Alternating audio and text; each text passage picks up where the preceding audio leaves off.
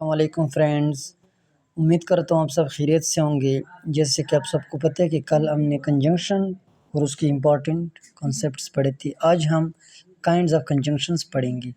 तो चलिए वीडियो को शुरू करते हैं, आखिर तक जुड़ी रहेगा ताकि आपको कंजंक्शन का पूरा कॉन्सेप्ट क्लियर हो जाए। There are 3 main kinds of conjunctions. तो कंजंक्शंस के तीन मेन टाइप्स हैं या काइंड्स हैं। सबसे पहला है कोऑर्डिनेटिंग कंजंक्शंस।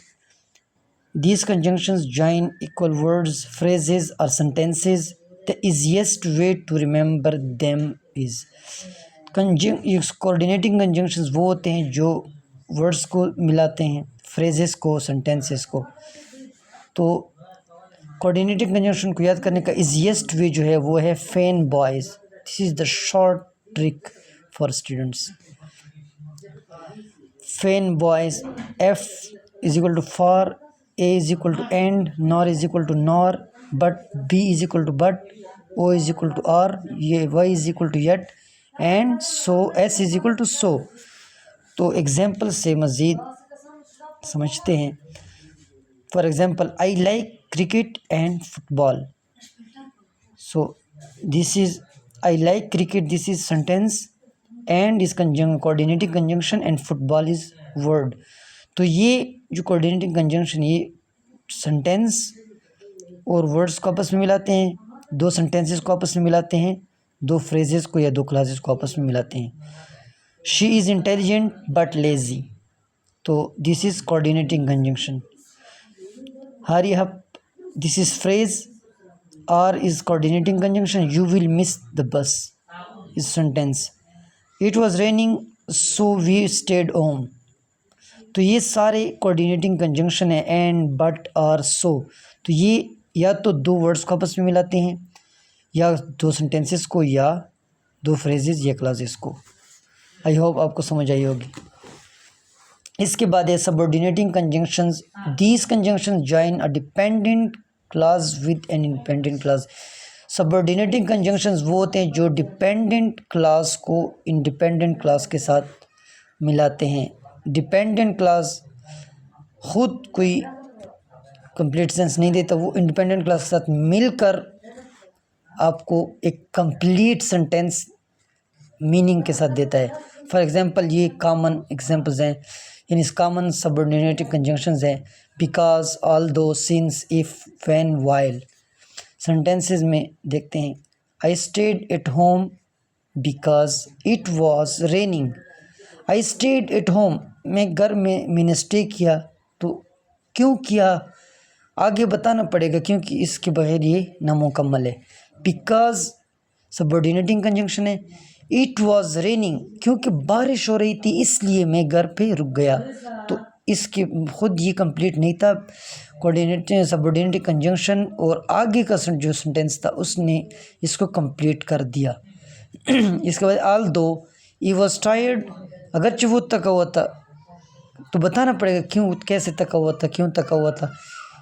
ही कंप्लीटेड हिज वर्क, क्योंकि उसने अपना काम मुकम्मल कर लिया था इसलिए वो थक गया था। तो ये सब डिपेंडेंट क्लास जो होता है ये सबऑर्डिनेट कंजंक्शन के साथ मिलकर और आगे सेंटेंस के साथ मिलकर डिपेंडेंट क्लास को कंप्लीट बनाता है, उसके कंप्लीट मीनिंग देता है। Call me when you arrive, I will help you if you need support.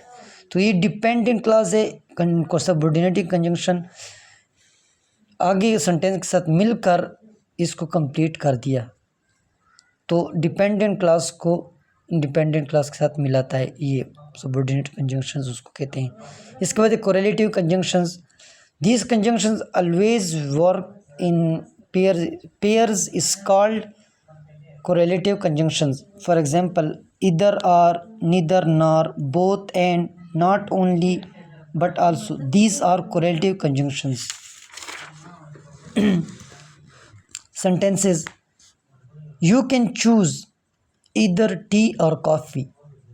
ये वो कंजंक्शंस होते हैं जो पेयर्स के फॉर्म में काम करते हैं, यानी दो कंजंक्शंस मिलकर दो सेंटेंसेस को या वर्ड्स को मिलाते हैं, तो इसलिए इनको पेयर कहते हैं कि पेयर की फॉर्म में काम करते हैं। जैसे कि यानी आपको या तो कॉफ़ी चूज़ करनी होगी या टी, यानी आप कॉफ़ी लेंगी या चाय लेंगी। She likes neither T nor coffee, ना वो कॉफ़ी पसंद करता है ना वो चाय, कोई भी नहीं। Both Ali and Ahmed passed the exam, दोनों, इसमें दोनों की बात होती है। अली और अहमद दोनों ने एग्ज़ाम पास कर लिया, अहमद और अली दोनों ने खाना खा लिया। इसमें दोनों की बात होती है कि दोनों ने ये काम कर लिया। He is not only smart but also hard working, तो इसमें देखें वो सिर्फ स्मार्ट नहीं है बल्कि हार्ड वर्किंग भी है, मेहनती है। वो सिर्फ वो सिर्फ मेहनती नहीं है बल्कि स्मार्ट नहीं बल्कि मैं हार्ड वर्किंग भी है, मेहनती भी है। तो इसलिए इनको पेयर की फॉर्म में यूज़ होते हैं, उनको कोरिलेटिव कंजंक्शंस कहते हैं, क्योंकि दो अल्फाज मिलकर दो सेंटेंसेस या वर्ड्स को मिलाते हैं, तो इसलिए इनको पेयर कहते हैं। तो उम्मीद करता हूँ आपकी वीडियो अच्छी लगी होगी, तो please like, subscribe and comment करें। Thanks for watching.